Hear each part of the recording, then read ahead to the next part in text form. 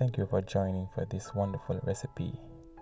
Along with the recipe, at the end of this video, there's also a little motivational talk for you, because I do know personally that it is not easy to lose weight.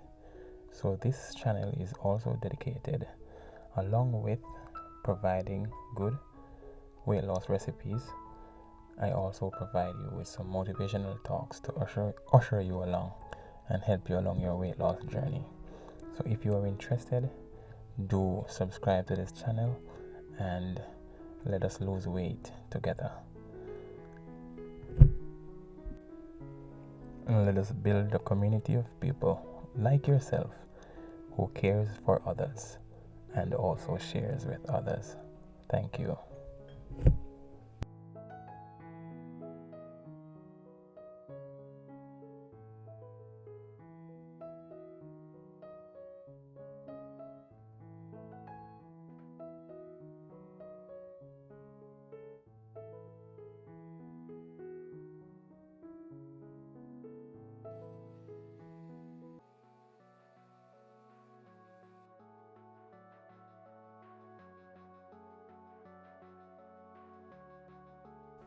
Don't lose weight for looks.